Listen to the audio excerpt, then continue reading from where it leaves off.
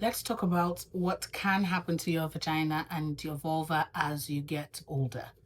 So we've got our model here. Now, as you get older, especially when you become perimenopausal and menopausal, the skin around here starts to dry out. So the skin around here is kept nice and moist and supple by estrogen. And when estrogen is declining, that shows up not just on your face or on the rest of your body, but on your vulva tissue as well and in your vagina. Okay, so the tissue starts to get thinner, starts to get more delicate, and it starts to get easier to irritate. So things that used to bother you, things that didn't used to bother you previously start to bother you. So like some of your underwear, you can't use them anymore. You can't use some panty liners, some pads that you used before because it's just not comfortable anymore. You're not imagining it. It's because things are changing down here because estrogen is declining. Now, sometimes this labia minora, do you see the way it moves away from the majora? Sometimes it starts to fuse together. Okay. Sometimes you get some burning on the clitoris.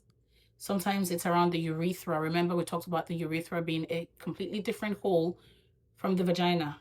Okay. That's where pee comes from. Sometimes you start to get it burning around there as well. Things are drier. You are less comfortable. And even this labia majora starts to lose moisture. It looks flatter and just deflated. It looks like it's sad. Some people get severe itching around their vulva. Like the entire place is severely itchy. Persistent itching should not be ignored because it could be lichen sclerosis or lichen planus, and they require different treatment. Now, what happens to the vagina? There are some lines in the vagina, some ridges of folded tissue in the vagina called the rugae.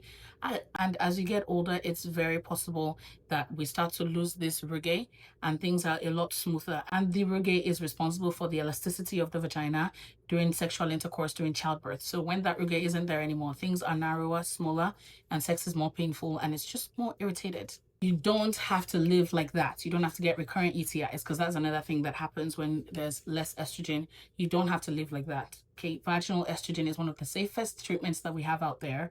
Speak to your doctor about getting a prescription. Don't ignore any vulva concerns at all. If you don't want to try vaginal estrogen, you can go for vaginal moisturizers first. They do exist. The biggest thing is none of this is in your mind. Speak to your doctor about your treatment plan. Okay, let me know if you've got any questions in the comment section below and follow for more women's health content.